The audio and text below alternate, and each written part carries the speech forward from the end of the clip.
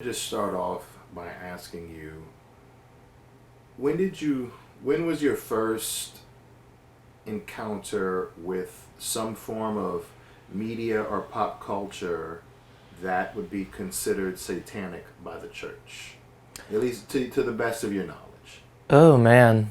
Um, what year did the Harry Potter books come out? Whatever year the first Harry Potter book came out. And actually, if you want, I could look it up right quick. That way I could give you a genuine answer. Okay. I like that better. Okay. Well, yeah. So, the year that the Harry Potter books came out, because I know that when they came out, my parents bought the first book, and really at the time it was more of a trying to get me to read more, trying to get me to expand that part of my brain. But we actually ended up listening to the first book on audiobook, just kind of as a family. And so I know that Harry Potter in particular is kind of a book like that because I remember me and my family were listening to it on audiobook, and at the same time I was going to my church's private school, and that private school had those books on the list of banned books. Okay. So, well then, since that was you would say your first introduction to something that the church would consider satanic or banned or whatever. Just kind of, again, to the best of your knowledge, what are your favorite like your favorite forms of pop culture or cultural things in media or holidays and festivities that you personally enjoy that the church would look and give you that shake of disapproval for participating in? Well, I guess just thematically, just because we've recently had this. Um,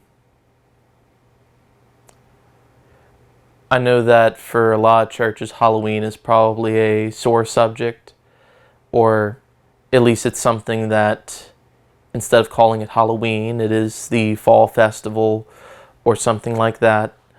Um, I know that for me and my family, and for my wife, we dress up for Halloween, and I know what Halloween has meant in the past. I know what its origins are, kind of in it being a pagan holiday. Um, although, at the same time, kind of not a pagan holiday. But anyway, um, so kind of knowing where its origins are, I can kind of understand why the church would take acceptance with it, or why they would not like it. But I know that for me and for Sadie, when we dress up for Halloween and when we hand out candy to any of the kids that come to our door, um, we don't mean it as worship of any kind to any foreign power. We're dressing up on a holiday, and we are giving candy to people that we know in our neighborhood, to their kids, because they think it's fun. And they're dressing up as this and that from pop culture. And I suppose when it comes to Halloween, I have to ask myself why I am doing something. In what spirit am I doing something? And so when it comes to Halloween, I'm not doing it to worship anything. I'm not doing it to promote spirits or devils or anything like that. I'm doing it because there are people in my neighborhood that I want to be kind to. And so now my neighbors who have small kids who came to my house for Halloween, they know me and my wife as giving people who, when they came to our house with their kids, we gave their kids candy. And so now they know us as nice people. They know us as giving people. And to use this word, I feel like that helps my witness with them more than if I closed my doors and turned off all the lights and didn't decorate for Halloween and just overall gave the neighborhood an impression that my doors were closed for this festivity. And so I think that with anything that I do, what I try to look at is, does this activity make me look to my neighbors like I am a Satan worshiper of some kind? Does it make me look like I worship something that is not God, that is not Jesus Christ? And if the answer is yes, well, then I'm not going to do it. But if the average person in my neighborhood would look at something that I'm doing, and if they wouldn't tie it to something like that, but they would tie it to my character,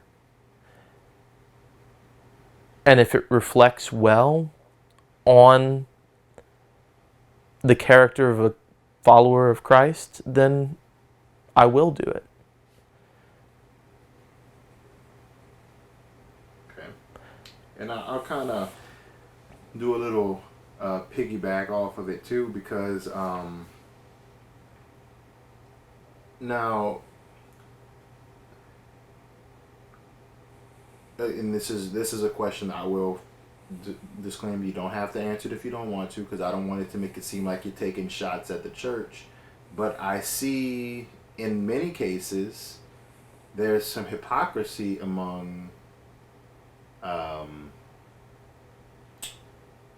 some ways of thinking, because there's some people, churchgoers, who won't celebrate Halloween, but they'll celebrate Christmas. Because there's some fundamentalists like who are stuck like, no, we don't do the gift giving and the Christmas tree because then you're taking away from Jesus' birthday, and they don't do any of that. All the giving and the festivities.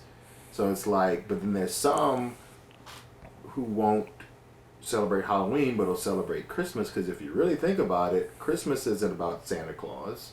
Christmas is about Jesus. You know, so I don't know if there's a correlation or if you have any thoughts on that. Well, and to really disclaim anything that I say, I'm not trying to take shots at anybody. I'm not trying to say that anyone in particular is a hypocrite, or that I'm not trying to say that anybody in the church is a hypocrite. I'm not trying to say that the church itself does things that are hypocritical. But what I will say is that we are all people. And as people, we will make mistakes. And we all have to accept that. And if a person points out a mistake that I make, or a mistaken belief that I hold, then I know that I am capable of that, and I can accept criticism on my beliefs and on my opinions. But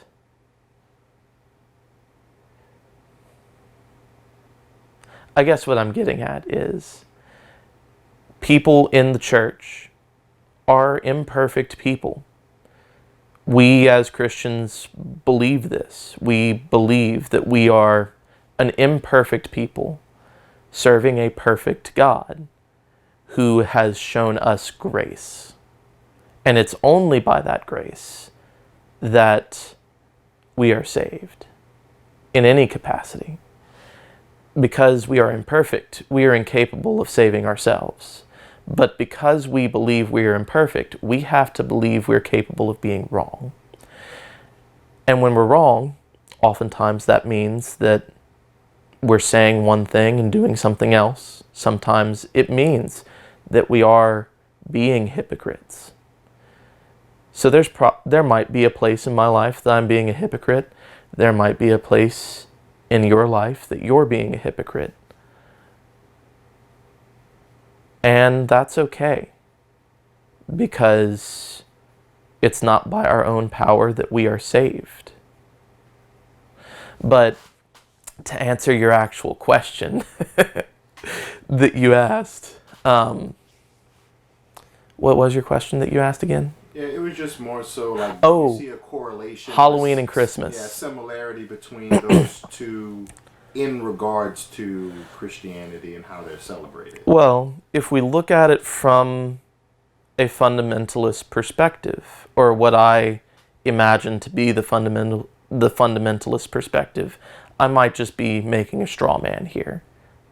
Disclaimer, this might be a straw man argument, but from what I understand, the fundamentalist idea is that if it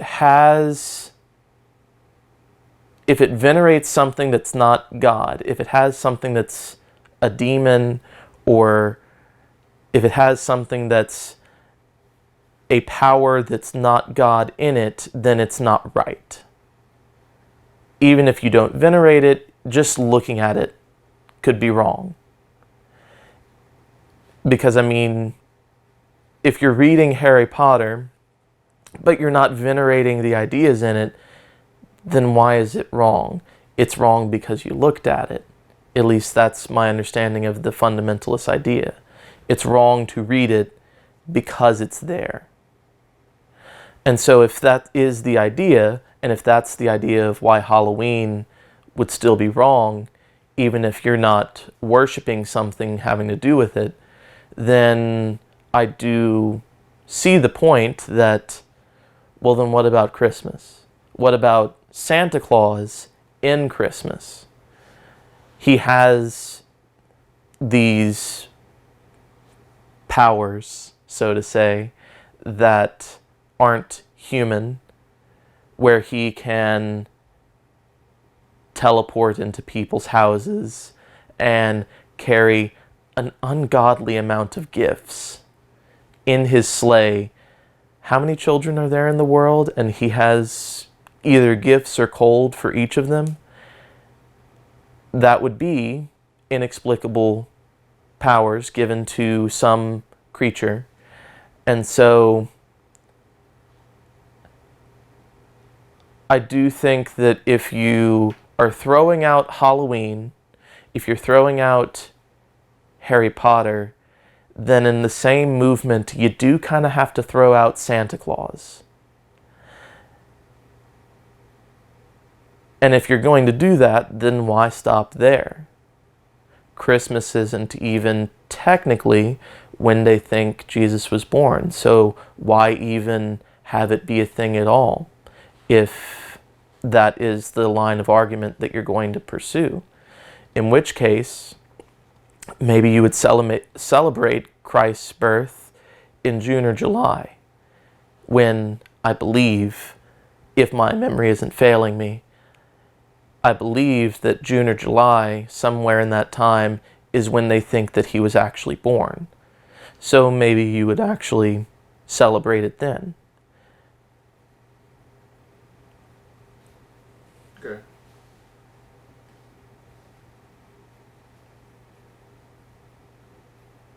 So, okay. So, so we kind of went over where you started in pop culture and things like that. We did Halloween, but I'm kind of going back to my original question about Halloween because you. I mean, that's good. I'm really glad that you were able to expound upon Halloween so effortlessly. But just kind of, if you to the best of your knowledge and whatever, just kind of what are some pop culture things or just media that you enjoy personally that the church, for the most part, may not agree with. So Halloween being one of them. This is the part where you would like for me to talk about D&D, perhaps. That's one of them. So I'm basically just asking you to list and rattle off. Well, then, to comprise a list, then, I do enjoy playing D&D, which, if the 80s are to be brought up, then that was kind of a villain for the church. Let's see. We already said Harry Potter and, of course, Halloween. I believe that we've talked about before that Lord of the Rings is something that the church didn't exactly like, or fundamentalists specifically, even though the series itself was authored by a Christian and has heavy Christian overtones. Oh, and then the Chronicles of Narnia as well, just to get all the books on the correct shelf. I mean, you would also say both of those authors in particular. Like I've seen some banned lists, and they banned anything by Tolkien or C.S. Lewis. Like, Which is interesting because he authored a lot of books talking about Christianity itself. And, in some of them he had some interesting theological perspectives, just to string together a bunch of large words. But anyway, he had a lot of interesting views, some of them his own opinion, and a lot of times he stated as much. And he even stated that he believed he might be wrong about some of his opinions. But I could see why fundamentalists looking at that might ban Mere Christianity from their read lists. I personally enjoyed the book. Let's see, other things.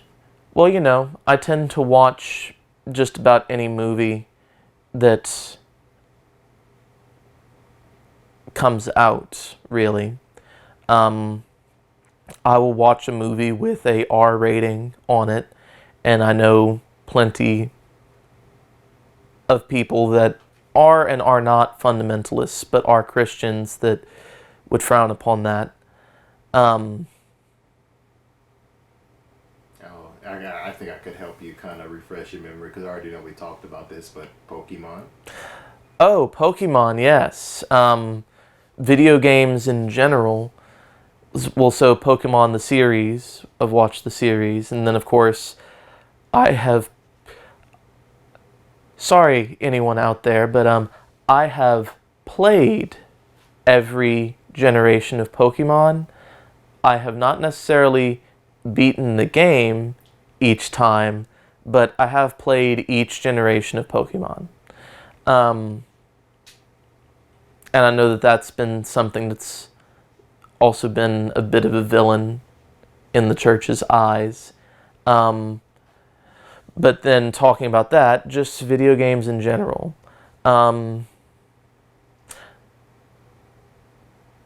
I do play video games that one might consider to be violent.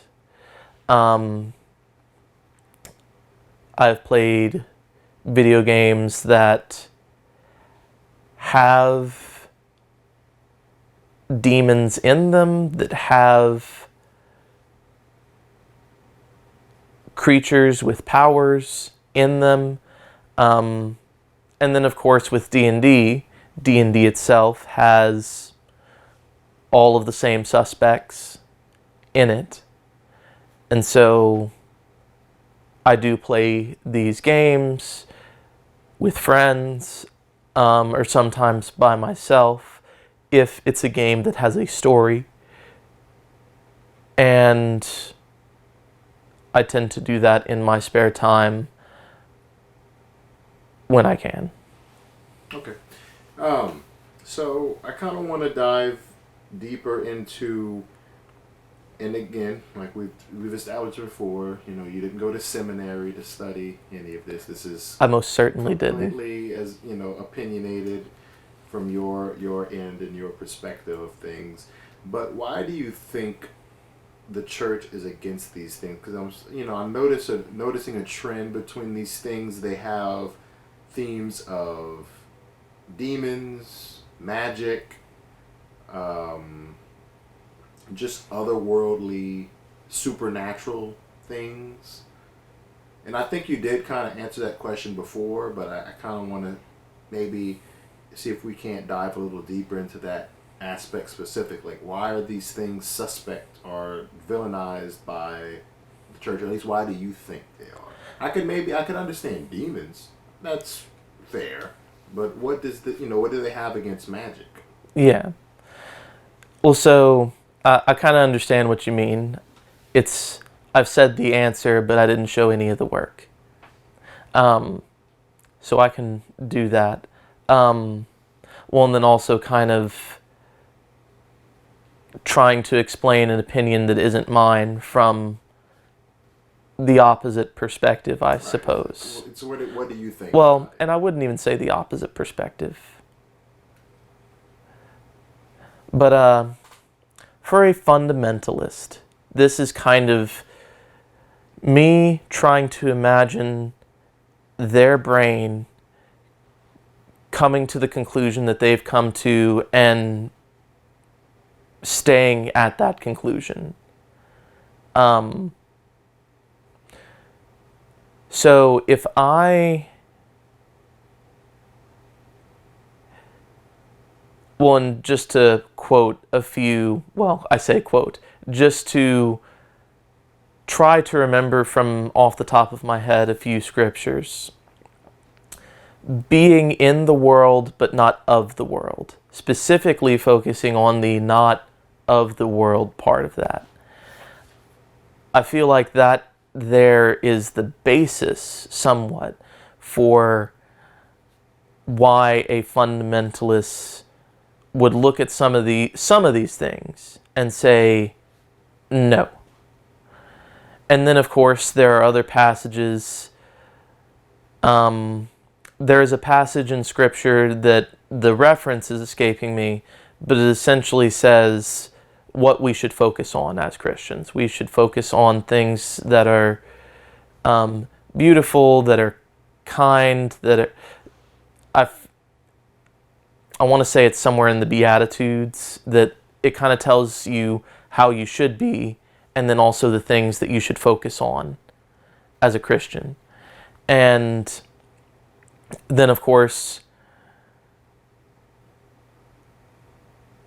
there are places in Scripture where it says,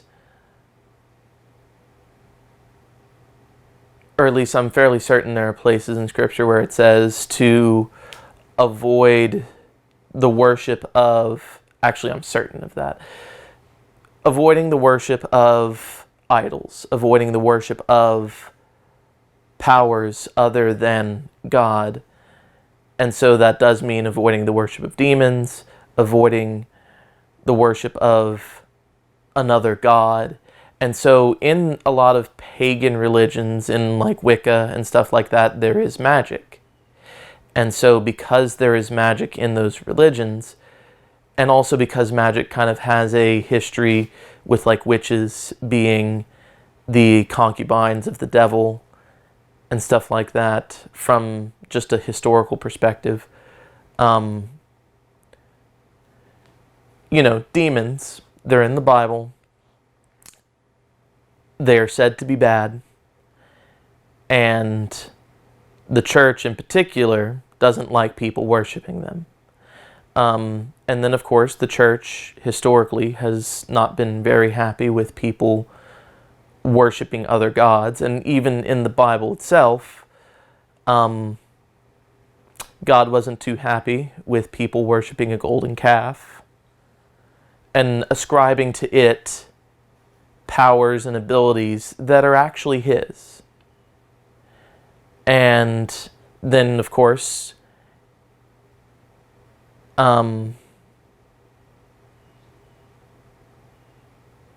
he wasn't too happy a few times, and I believe it would be the book of Judges and perhaps a few other books of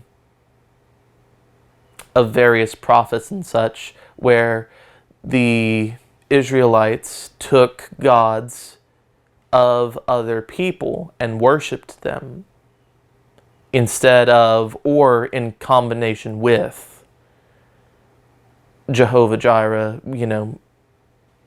God. And, he didn't like that. And he said that that was bad. And a lot of times they got various punishments for that.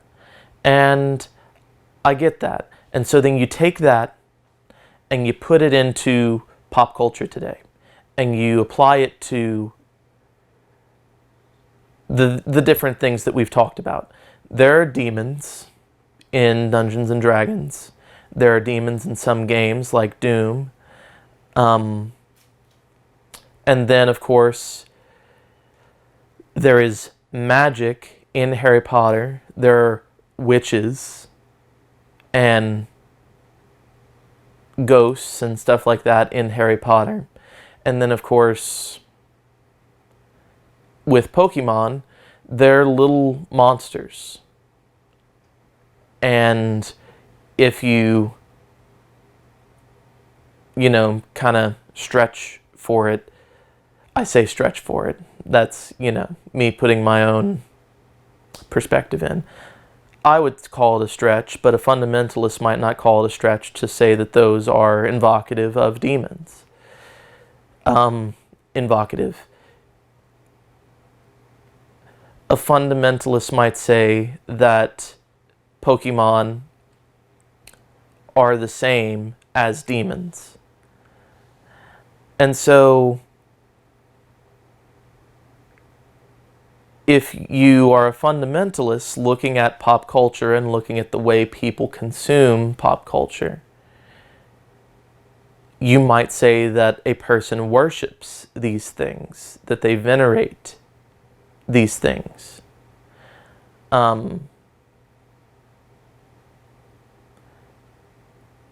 And so, if you are a fundamentalist Christian, looking at other Christians who are watching these movies, who are playing these games,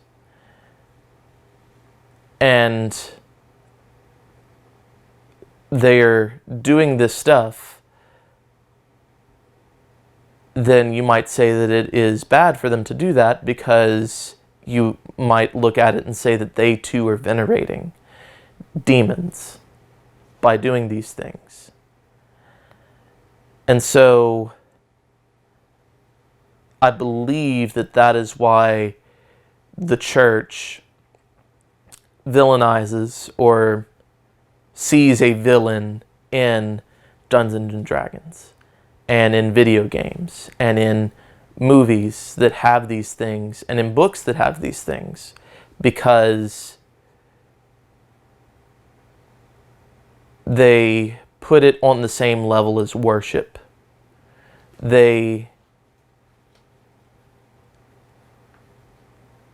At least that is what I believe. That is my opinion of what their opinion is. I believe that they ascribe worship to those things. Or they think that we are ascribing worship to those things. So, if that is truly their argument, which I don't really know if it is. I'd have to ask a fundamentalist to know for sure.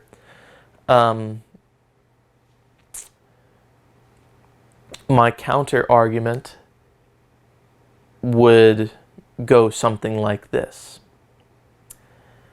When I play Dungeons and Dragons, I do play it to have fun. I do play it because it brings my friends together and we can all as a group kind of come up with this story together. And to some degree, in my own head, I will imagine some of these things that we're talking about because my brain enjoys doing that. I tend to have an imagination and I tend to be able to put myself there, so to say, and I do that same thing when I read a book. I can imagine the things that the book is saying just in my brain. And when I play video games, it's sort of a similar thing, where I will play it to have fun, except now I can actually see the place that I'm at.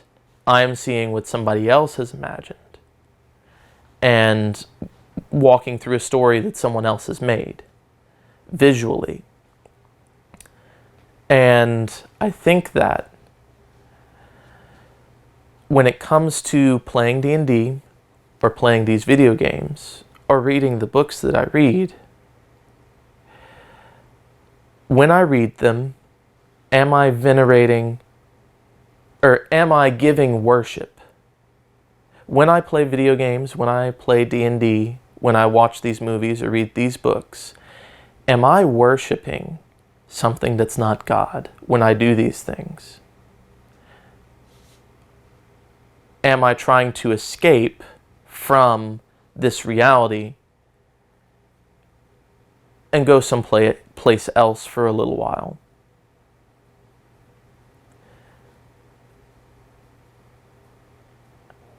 Or, when I read these books and when I watch these movies, am I able to see the things that are in them that I don't agree with as a Christian?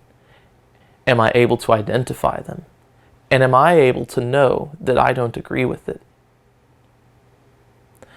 Am I able to identify the parts of it that I do agree with? The ideas that are in it that I do find line up with my own views? And when I do any of these things, what purpose do they serve? Why am I actually doing them? And so, to answer my question that I've posed, when I watch movies, if I see demons in the movies, I know that I don't agree with that. I know that I don't worship those things. I don't hold them in reverence. And so I do not worship them. And whenever in a movie somebody talks about the universe being a random thing that happened, and when they expound their belief that there is no God, I know that I disagree with them. I know that that's their opinion and that I have my own, and that my own opinion is that there is a God and that He did create this universe and that He created me. And I think that that is really the key here for part of this. Part of the key is that when I play D&D, when I play video games, and when I watch movies, I know when I don't agree with something. And I know what I believe. And I'm able to watch a movie that has something I don't agree with in it, know that I don't agree with it, and maintain my own reverence for God. And what purpose does it serve? Whenever I go and talk to my atheist friend who watches these movies and who plays these games and who is in this world, I can approach him with knowledge of the things that he enjoys. Video games are my in, essentially. So I could strike up a conversation with this person about a video game that we've both played, and talk to him and get to know him, and perhaps this conversation leads elsewhere. Perhaps it helps my witness. And so, when I do play video games, I do play them because I enjoy them. But I also know that I don't feel bad about playing them because it connects me to the people around me. And that is what I take as meaning being in the world, but not of it. I'm in this world. I play these video games that are in this world. I watch these movies that are in this world. But when I see something I don't agree with, I can in my own brain know that I don't agree with or support that thing. And when I then talk to someone, it can become a talking point. I can talk to them about the parts that I agree with and the parts that I don't. And when you are in the world, but not of the world, you can talk to someone else that is in the world and that agrees with it. And you know what they're talking about. You understand where they're coming from. And so for myself, if I didn't watch Harry Potter because it has magic in it, and if I then talked to someone who had seen it, who is an atheist, who enjoyed it,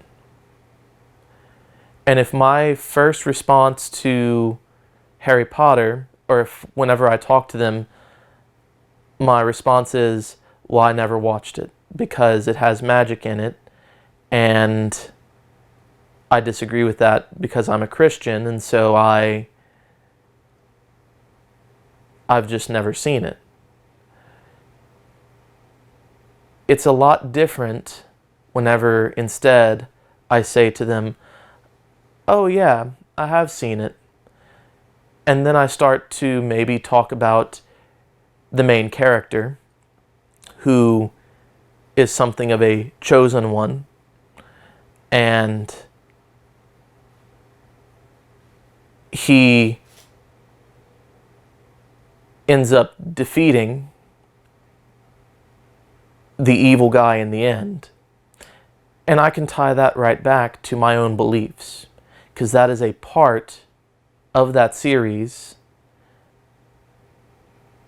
that I agree with. Also, another part of Harry Potter is that love wins. Love is powerful. And that's true in real life. In real life, love wins. And love has power in people's lives, because love incarnate is God Himself. He is everything that is good.